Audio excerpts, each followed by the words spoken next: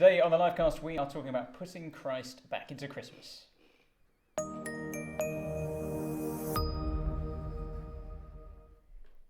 Hi there, everybody. Welcome to the livecast. My name is Paul Feasy, and today I'm here not with Glenn, but with Pete. Hey, Right, hello Pete, everybody. how you doing? Yeah. You might remember, Pete.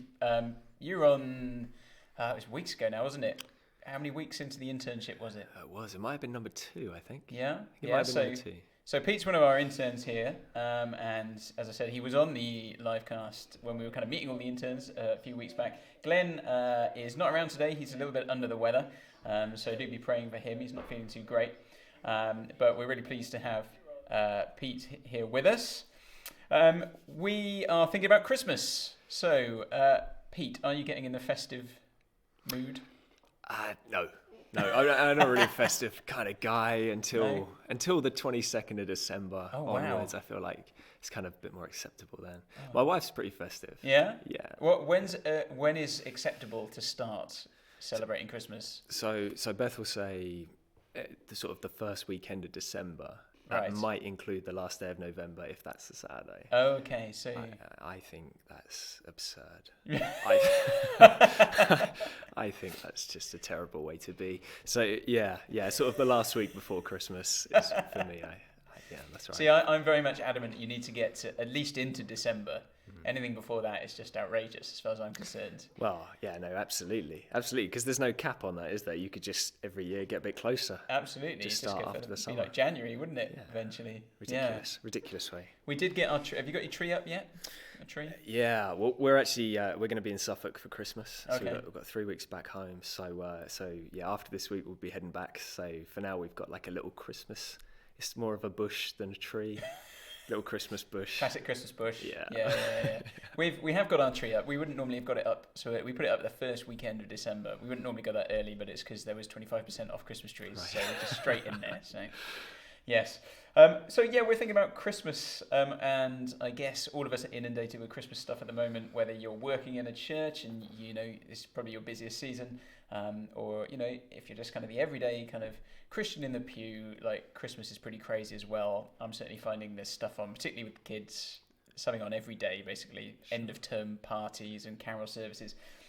So we're trying to think a bit today about how we make the most of our kind of Christmas services and preaching, and we're going to think a bit about our services.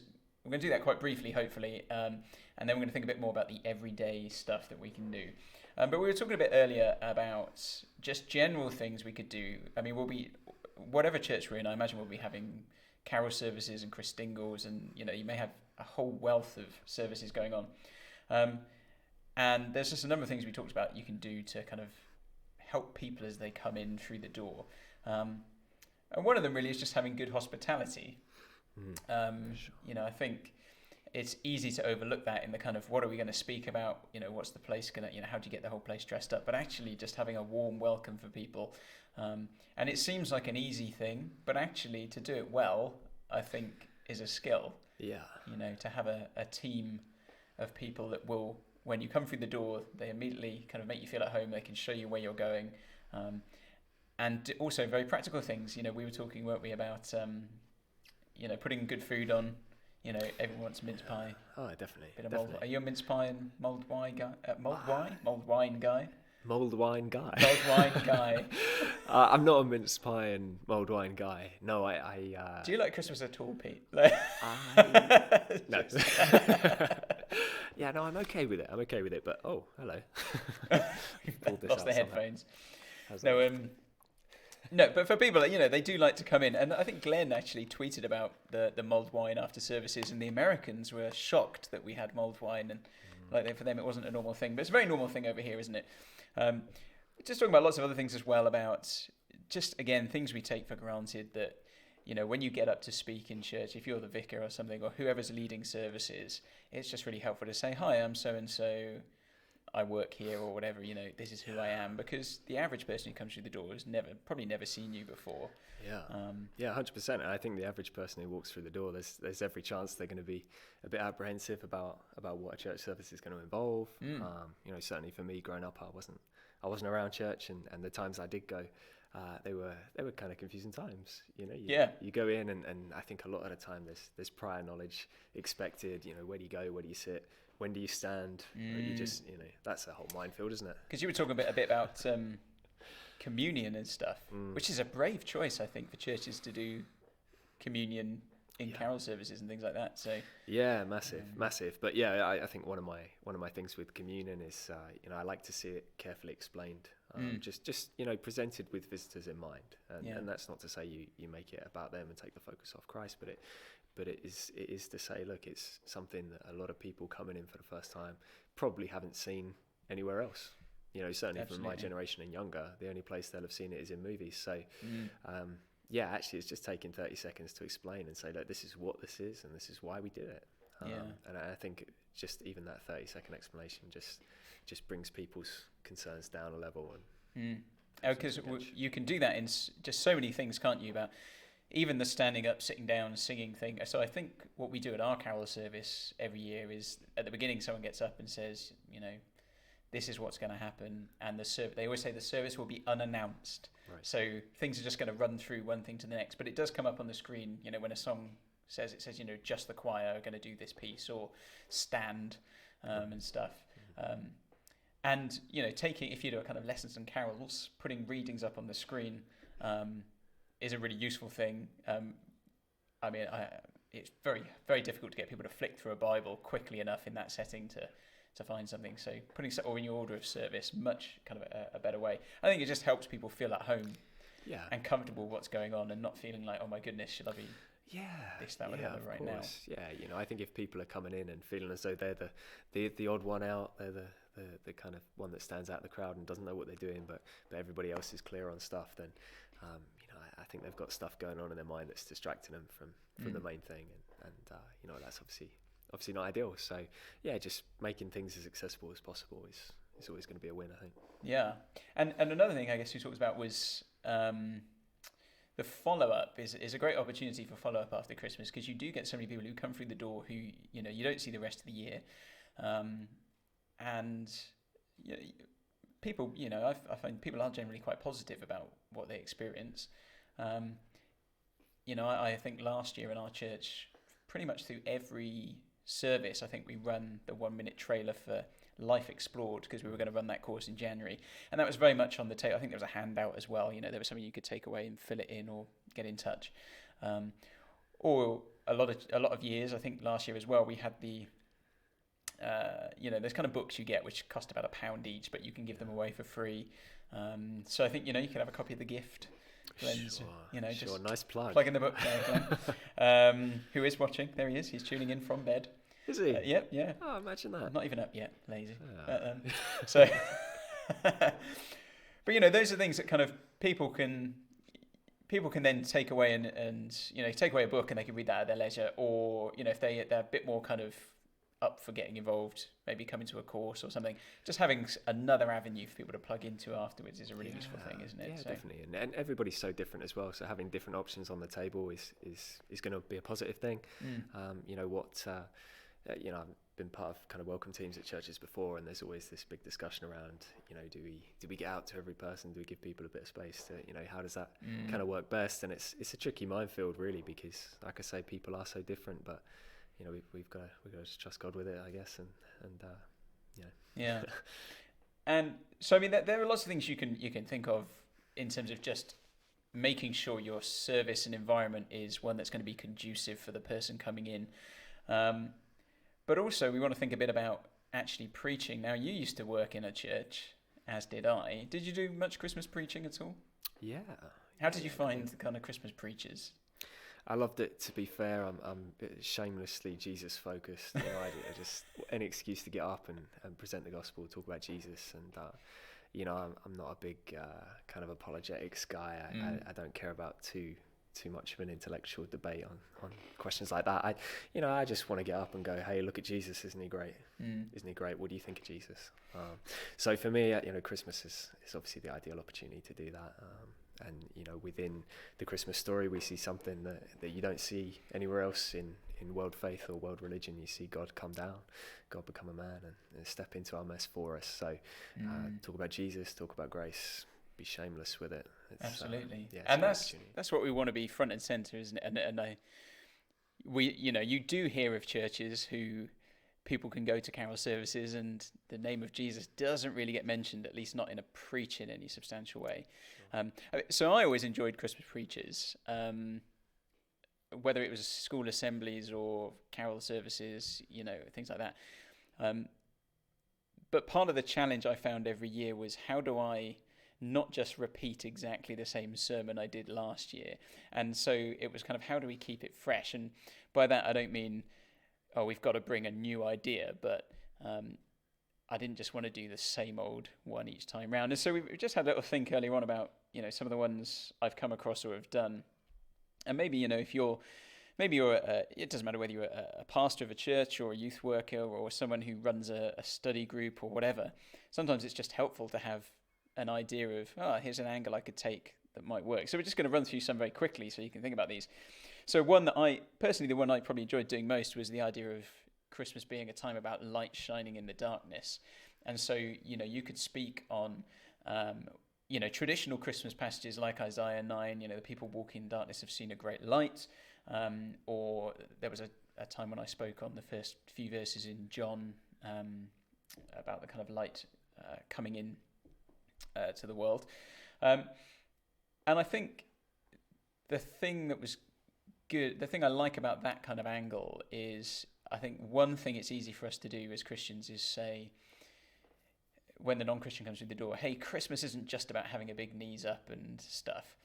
And I think what you can do with those passages when you talk about the light in the darkness is you can speak to the person for whom Christmas doesn't feel like a big knees up, So because actually for a lot of people, even if they're having an entirely secular Christmas, it's not necessarily a big knees up just because they haven't got Jesus. Life is full of darkness and there's a lot of terrible stuff that goes on. And, I guess, one of the things in all of this is knowing your congregation, and even if they're people you probably know your area, even if you don't know the individuals sometimes who are coming in. But whether you come from a wealthy area or whether you come from a very deprived area, there's always going to be darkness in people's lives, whether that's on the surface or it's, hidden away. And so this idea of, there is a light that shines into this darkness, there's a hope there. And what are you going to do? Are you going to come to the light or will you run from it? I think that's a really powerful thing to speak on. I like that one. Absolutely. So. And I think you touched on a really important point there, which is like, actually, by and large, we want to present this idea of Christmas being this sort of happy family time, which, you hope and pray for a lot of people. Of course it will be, but, there's always going to be a huge proportion of people for whom Christmas is actually just tough, actually just really hard. And there's, tangible darkness for them. And, even, things go hand in hand, don't they? You've kind of got that picturesque Hollywood style Christmas, and yet still there's this something missing. There's something kind of going on in your heart and in your mind where you just think, there's that piece missing. So I think for me, I feel a little uncomfortable with some of the way of celebrating Christmas where it's just everything's perfect, everything's wonderful. And actually for a lot of people, if they're being honest, they would say, gosh, actually Christmas is a hard time. And so we don't need to shy away from that. We need to confront that head on and say, look, actually, gosh, there's a lot of darkness out there, but we have a great light. Yeah, absolutely. And now, so another one we could think about is the idea of Emmanuel, and actually, God with us. It's one of my favorite kind of names used in the Bible. Actually, that idea. So there's a passage there you could preach on. What is in a name?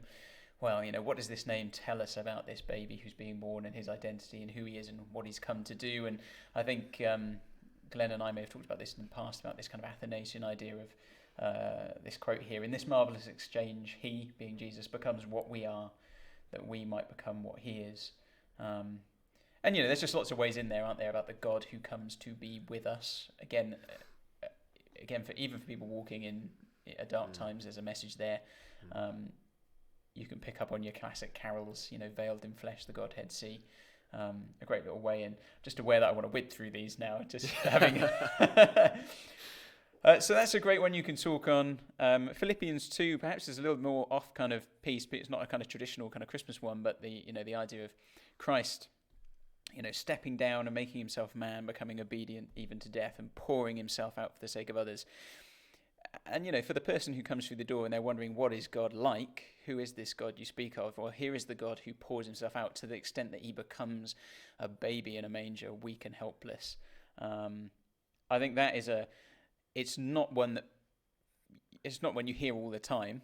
And I just think it's a really good angle. And I think I heard Glenn speak on that at some point, and you think about, I think he likened it to opening your front door and the Queen being there and saying, I've come to do some cleaning. Imagine like her stooping down to that level, but Christ has come even further. And I think that's a great way in there. We were thinking about the reason for the season, that kind of classic phrase that gets used. And actually, Ben, one of our interns, was saying about speaking with his family, or a little talk he'd given about the reason for the season being you or us. That Jesus has to come because of us and our problem that we have. And so the reason is us, but it's not about us, which I thought was really helpful thing there. And he talked about grounding that the Jesus story in the bigger story, the grand narrative that had been set beforehand from the prophets and what was prophesied and stuff, which I thought was really helpful. And again, just a great angle. Maybe another angle you could take is to think about the idea of Jesus being a gift. That one's probably been done quite a lot. What's the best gift you could get this Christmas? Unwrap the gift. Make sure the gift gets unwrapped. So that's a great one. The Christmas tree one is one I've enjoyed, either as a standalone or just as part of a talk as well. And I think this is, Glenn has certainly used this a number of times, that actually we're like the Christmas tree that has been cut down, cut off from its natural environment, wrenched from its natural environment, cut off from its source of life. And actually, what's the destination of the Christmas tree? Well, it's the rubbish dump, and it looks good for a while. And we dress it up in baubles, but eventually it's going to die in it is dead, and all the needles are going to drop off. I remember actually leaving I found my Christmas tree one year. I'd left it in the back garden after Christmas, and I found it on Easter Day. Wow. And it was certainly, that's nice. It didn't rise to new life on that day. It was certainly dead. Yeah. Good work. I think we had one for a good year. This is the sort of thing I shouldn't say out loud. Yeah, it's like, it just can't be bothered to get rid of it. Why tell people that? But a great image there of us being like the Christmas tree, that we are the ones who are cut off from our source of life, from our relationship with God, and actually we need to be grafted back into the Christ tree. And actually all we do in our lives of dressing ourselves up in trying to look good and do good deeds is just like baubles on the tree that's heading for the dump. So that's a good one there.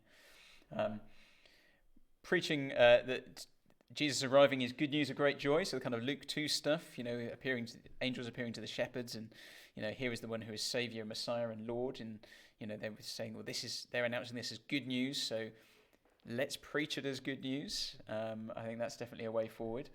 I've certainly spoken about Herod before, being struck that Herod. What I'd kind of overlooked a number of times when reading the Herod story is that he knows that the Christ is being born, and he must know who the Christ is, in the sense that who the Christ figure is. But yet he still wants to see the back of him, So he knows that this is God's chosen king, but yet he doesn't want anything to do with him. And there's a sense in which there's only room for one king in his life.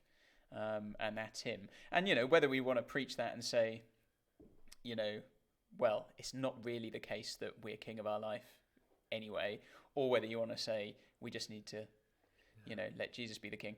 Either way, I think the thing that's amazing, what we can say at the end of that is, although Jesus comes and he is the king and we want to put Jesus on the throne, the amazing thing is that in Revelation, Jesus invites us onto the throne as well. So we share in his rule. So there is this kind of, there's this invite to come and rule with Christ there too. So it's not like a subservient thing. So there's an angle there from the story. And, there are various other ones I'm sure we could think more about. But actually, I'm keen to get on to the everyday stuff. So I mean, if you're a preacher or you're doing stuff there, hopefully there's some things in there which you can use and different angles you can take. But we want to think about this kind of witnessing in everyday setting. And Pete, you've come up with 10 kind of points of things we can think about as Christians, kind of in the run up to Christmas, and witnessing on everyday life. So do you want to maybe start taking us through a couple of those? Sure, yeah. So I suppose the first thing to say is a little disclaimer, which is that, we're not obviously claiming to be experts. We're not claiming these are the 10 yourself, Pete. definitive. Well, I want to claim I'm not an expert. But yeah, for me, I want to say actually, this isn't 10 definitive ways to do it. This is just, a combination of learnings through good and bad. Where we're saying actually, look, give these things a bit of a try. They're good points. People back home might listen to this and say, oh, that wouldn't work for me. That's great. Actually, if that gets you thinking down a path of how would I do it differently, then that's still helpful. Absolutely. So 10 suggestions.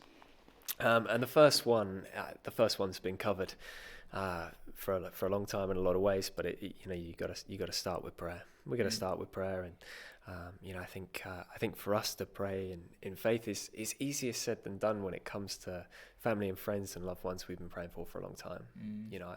I've in my work and stuff, I've met with people who have become very jaded over time. With I remember meeting one particular lady who was talking to me about a non-Christian relative, and she said, don't tell me to pray.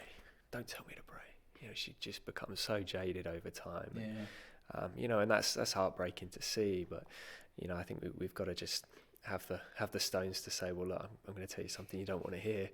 We start with prayer. Yeah.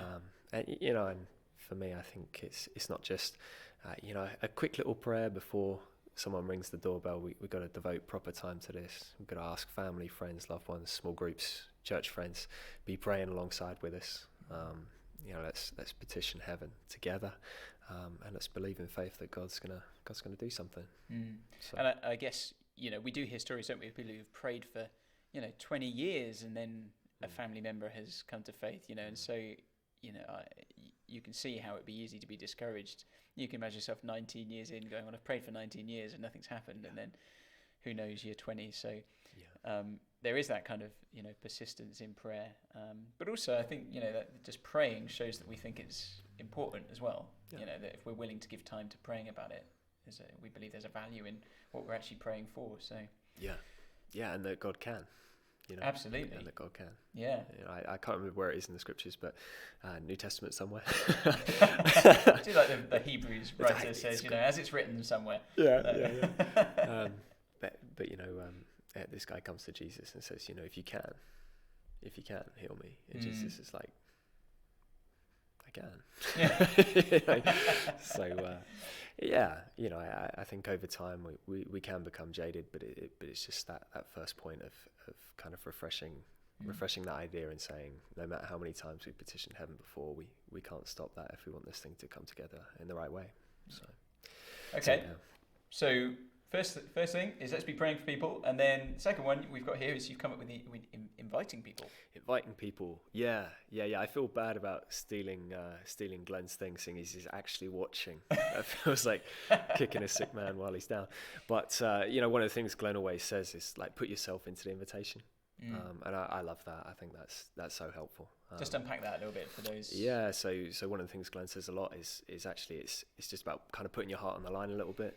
Going to people and saying, look, I care about you. This faith thing, this Jesus thing's important to me, and it mean the world to me if you'd come along to this carol service, if you'd come along to a Christianity Explored or Alpha course or whatever it is the church is running.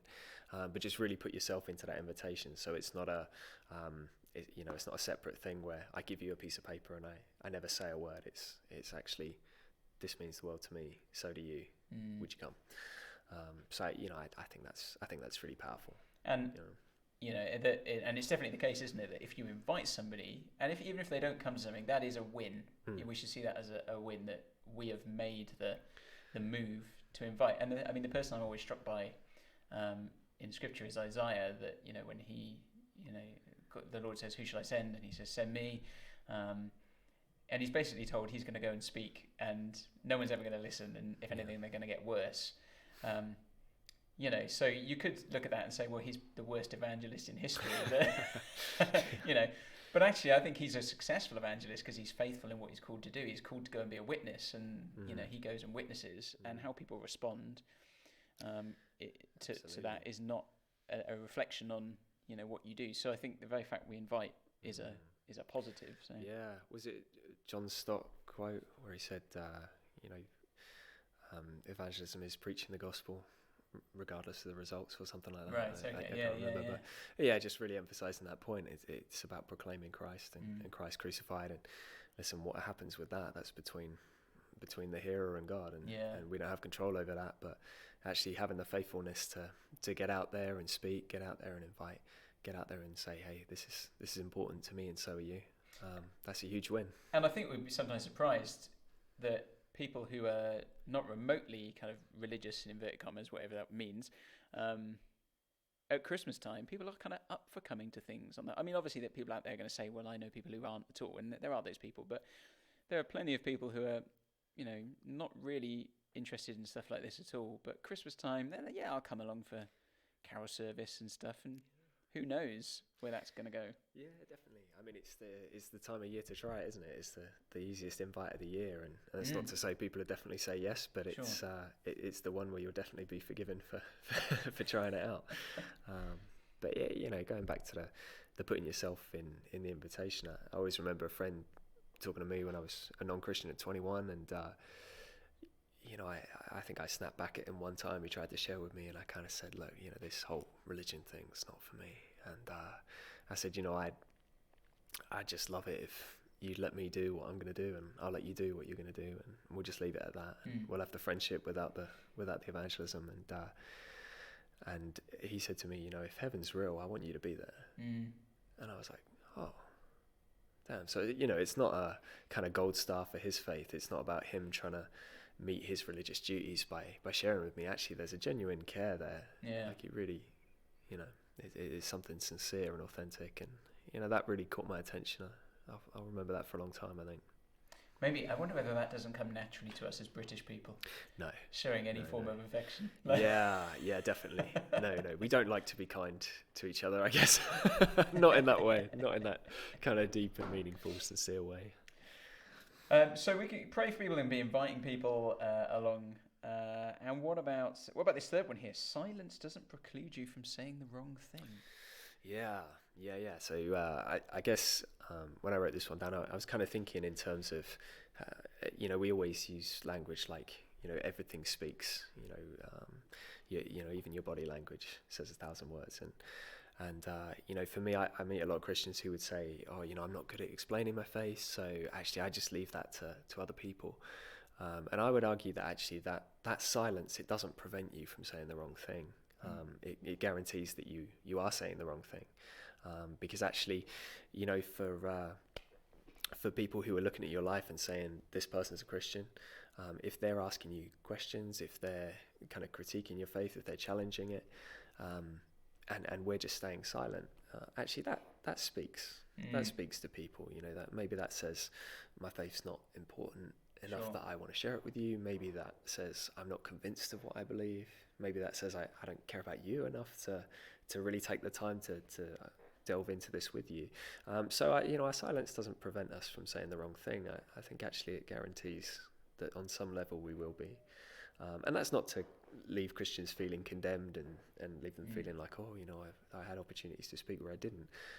But it is to say, it's not how you start, it's how you finish. So next time we find ourselves in those situations, something's better than nothing. Absolutely, and trusting that actually whatever we say, God is going to take it and use it. And it's not about having the perfect prepackaged answer or gospel outline to give. Well, you look at someone like Jonah, and he's gone to Nineveh and preached a pretty piffy little message, and God's used it in a big way. So this is a wonderful thing about evangelism. It's not about us. I think if it was about us, then I'd have a pretty hard time getting motivated for it. But God knows what He's doing, and He can take even the very small things that we're able to offer and turn them into much bigger things that we never thought possible. So I think just get out there and say something. Okay, great. And what about, so next thing up is making people wish it was true. how does that work? And settings. So the more we go through these, the more I realised I've just ripped off Glenn. Yes. I say In we might as well have just waited. When I started doing my research, I realised he just ripped off everyone, but he doesn't admit it. That's all it is. Sort of like a chain of plagiarism. That's good. But it's the good plagiarism. We're allowed. We're allowed. It's the good plagiarism. But yeah, making people wish it was true is very much one of Glenn's, and he said numerous times. Actually, if we're able to explain the gospel rather in a way where people are listening to this and thinking, I'm not sure what I think about this faith thing, I'm not sure what I think about this Jesus character, but man, if this was true, wouldn't that be great? Yes, I mean, one of the angles used, I think, in the 321 book, another book available from Glenn Scrivener, is the idea of Christianity. We don't get paid for this, do we, Paul? we don't get any royalties. Click here. Is the idea of Christianity being like a house, and just saying to people, look, you may have lots of questions and all kinds of objections, but just for a moment put those aside and come into the house and let me show you round. And imagine for a moment that this is true, and let me explain to you what that looks like. Suspend your disbelief or whatever it is, or your questions, and let me just tell you the story so that it makes sense to you. I think that's true. And actually, we were talking earlier about the different types of preaching you might do, and if you're preaching a kind of light in the darkness type thing, we're saying, look, yes, the reality is there is darkness, but there is something better. Whereas I think if you're an atheist, you don't really have an answer to the darkness particularly. So what it doesn't have to just be that, but whatever situation, just saying, look, here's a better story. And it's not about convincing someone to go, oh, okay, that's definitely the right thing.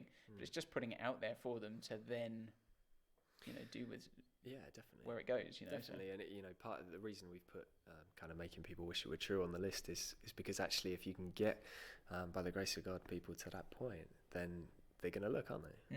They're going to look and say, well, okay, let's see. And I think again, that's part of my own story is kind of hearing of this Jesus who's just mercy and compassion with skin on, and just going around and lifting people out of the various strifes that they were in, challenging religious hypocrisy, things that I would have never associated with Jesus before I took a look for myself. Going and actually looking for myself, it was something I probably wouldn't have done if I hadn't had this general overview of the gospel and someone saying, well, wouldn't it be good? Wouldn't it be good if this was real? And you sort of think, well, yeah, it would. But the most important question is it true? But it just helps along that journey of thinking, all right, let me get stuck into the Bible. Let me try and unpack this thing and work out, is there any merit to it? Is there any reason to believe it? And I think once people start taking those steps, they find pretty quickly, actually, this is a pretty reliable document, and absolutely, there are good reasons to believe. Let's keep going, because I'm just aware that time is moving quickly. Another thing we do is challenge misconceptions, and I guess that's in some sense self-explanatory, that people who come to church at Christmas or come through the door, or even though they don't come through the door, people do have ideas in their head about what they think God is like, or church is like, or what Christianity is about. And actually, part of our witness can be as simple as just dispelling, just going, oh, hang on, what you said there, that's not quite true. And the God, so actually the God people speak of, often people will speak about God in quite generic terms. You might kind of say, well, I'm not sure the God you're speaking about and the God I'm speaking about are the same one here, so there's a lot of ways we can kind of do that, I guess, as conversations arise. And then we've got here, remembering how popular Jesus is, and what's that all about? So for me, I think in church circles especially, you hear a lot of people sort of go, well, Christianity, we know from the Bible that it's going to be very unpopular in the end times, and we're going to take criticism and we're going to suffer persecution, and those things are true, but I think sometimes we kind of pair that idea with Jesus being really unpopular, And actually, when we look at the scriptures, that's just not true. Jesus was wildly popular, and crowds after crowds after crowds we see in the New Testament flocking to hear his teachings. So I think part of this for us is just remembering how popular, how desirable Jesus is to people, and actually just trusting that when we're dropping gospel seeds into people's ears, this man who is hugely attractive to people is being presented, and when that happens, good things happen. And it's definitely the case. There's so many different kind of vox pops out there where people are asked, what do you think about church? And they're kind of quite negative about church or Christianity, and say, but what do you think about Jesus? And universally, it's always very positive. Even if they've got a kind of Jesus is just a good moral teacher type view, but they all quite like Jesus. Yeah. So I mean, it's a good place to start talking about Jesus. So definitely a good way in. Evangelism. So number 7, evangelism is pastoral care for non-Christians. So what was the thinking behind that one? The thinking behind that one is that we live in a culture where we listen to respond. We don't listen to try and understand other people very well. Even when we think we're doing that, I'm not convinced that we necessarily do that well. There's a lot of times I'll be out talking to people, and as I'm speaking, I'm looking at them and I'm thinking, you have no idea what I'm saying. You're just thinking about what you're going to say in response. And so for me, this is about actually, can we listen to people in such a way where we're trying to really understand what they're saying? And when we do that, I think it gives us greater perspective to find a way of presenting the gospel that really speaks to them. So I mean, the cliche isn't. I mean, it's the cliched phrase. People say, "Oh, you've got 2 ears and 1 mouth, so you listen twice as much as you speak." And and we kind of laugh at that. But there's a lot to be said for listening to people, because I think as well as Christians, we have these preconceptions or misconceptions as well about the kind of objections and questions and views people have about Christianity, and actually, it's helpful for us to take the time in conversation with people to just say, oh, what do you think about this? Or to really just listen, because we often find that they're not really in the place we think, non-Christians are not really in the place we think they often are. And so, having that opportunity that then shapes, like you say, our ability to speak into that. So, I mean, that applies, I guess, all year round, but of course, particularly in this season, there's been lots of opportunities as stuff comes up. I think just quickly, one of the things that we were touching on earlier was saying that in our culture, we don't use language in a particularly intelligent way, and so actually when I say a particular word and you say a particular word, we're using the same word, but we might actually be talking about quite different things. Sure. And so some of it in terms of listening is listening to what someone's saying and then just repeating it back. So what you mean is this, and this. So you can just really get on the same page with people. And I think once you take the time to do that, you make sure that you're kind of moving the conversation forwards in a positive way, where you're presenting Jesus carefully over quickly. Yeah. And then we're thinking about reshaping bad questions is something we can do as we witness in day-to-day life. And what do you mean by that? It kind of feeds into the kind of making sure we're on the same page in terms of the language we use. But I think a lot of questions that I've tended to be asked in the past have been kind of false dilemmas. So they'll present the question as, here are the 2 possible answers. And you go, well, actually, no, that the question's just a bad question. And even if I answer a bad question well, it's probably still an unhelpful answer, because we need to try and get on the same page with the questions people are asking. So I wrote a couple down earlier, but when you guys were away doing sort of mission weeks in the CU over the last month or so, you got asked a couple of questions. Is faith a leap into the darkness? And you guys were able to kind of reshape the question a little bit and go, well, no, actually, we're already in darkness. Yeah. Faith is more of a step into the light. And it's just about kind of reshaping that question, putting a slightly different angle on it, just to open a conversation. It's like people have assumptions underlying it. So I mean, the other ones that came up off the back of that, or I can think of, there was the kind of rational person believe the Bible, and then won't God rob me of my freedom? And I think in both of those, Glenn and I were able to say, well, what makes you think you're rational for a start? So rather than getting into a kind of, here's the evidence for the New Testament documents type discussion, which becomes very apologetic and not very Christ-focused. We could say, we're not rational because we're fallen, and you're suddenly getting into gospel territory. And then the freedom one, won't God rob me of my freedom? Well, again, it was, why do you assume that you're free? And then you can start to talk about knock the microphone over. You can start to talk about the things that we all know are true about ourselves, that we are often enslaved by different things, and already then you're pushing again into gospel territory, and that's very exciting. So. And I think the classic one for me is the question of suffering. Why doesn't God do something about suffering? If you try and answer that question without reshaping it, you're going to get yourself into a world of trouble. Yeah. But it's actually about going, well, God did do something about suffering. Yeah. It's kind of a big deal in terms of human history. So once we get on the same page and we go, well, actually, I don't believe in a God who's powerless to do anything about suffering. I believe in the God who gave it all to end suffering for good. For once and for all, so that's a very different kind of conversation. So reshaping the questions is super useful, and super useful in this season. I mean, all year round, super useful, but in this season, this stuff comes up definitely. And then number 9, little ideas, little things we can do. Yeah, the little touches. The little touches, day to day. Yeah, so just a few little ideas you could think about this Christmas that might be useful. One of the things that we always do in our house when we have non-Christian family over for dinner is we'll say a little grace at the dinner table, and it's just an opportunity to have a little 2-minute gospel presentation in a way. Within that we're saying, God, thank you for all that you provide for us, but it's also an opportunity to say, look, Jesus, this is who you are. And this is why you're different from the rest of the world. This is the light and the hope we have because of you. And again, it's just dropping those little gospel seeds in places. So grace at the dinner table.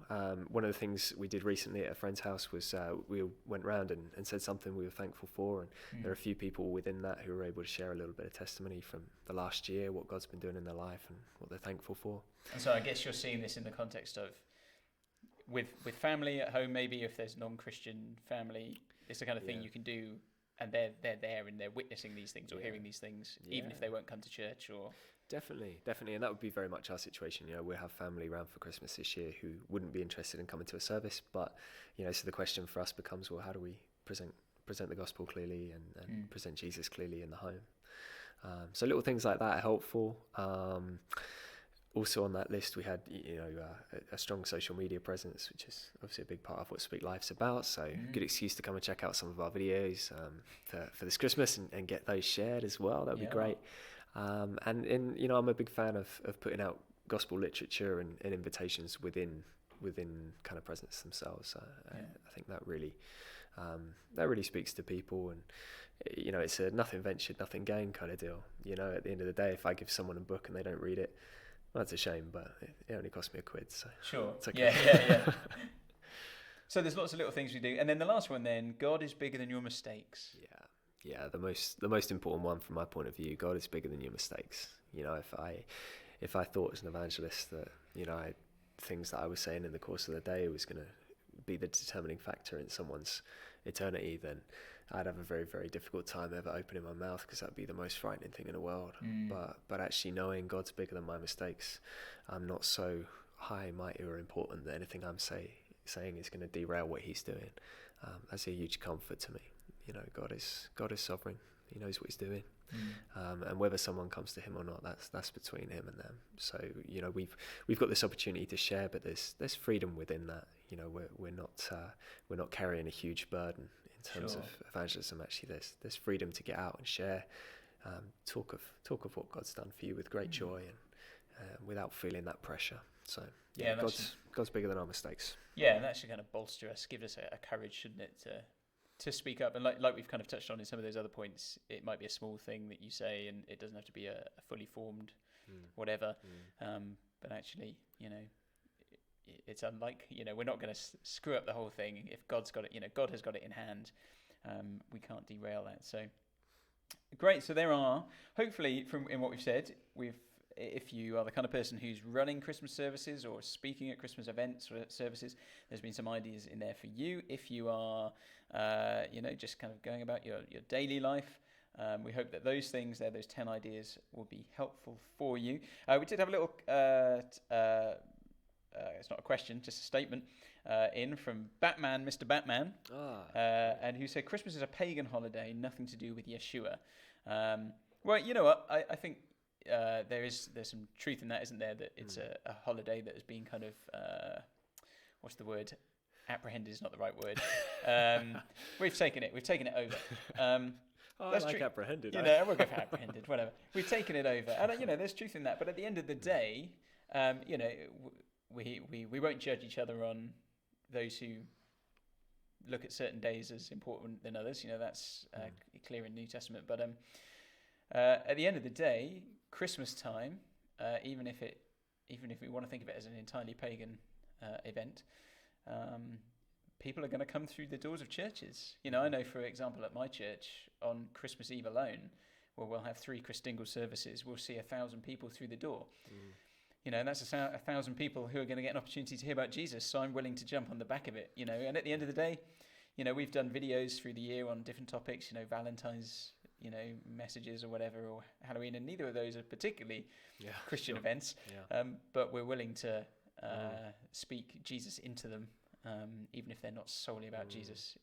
Yeah, in the beginning. Colossians 4 kind of deal, isn't it? You know, we walk towards outsiders in wisdom, take every opportunity. Yeah. And you know, Christmas, regardless of where it comes from, it's a great opportunity. Absolutely.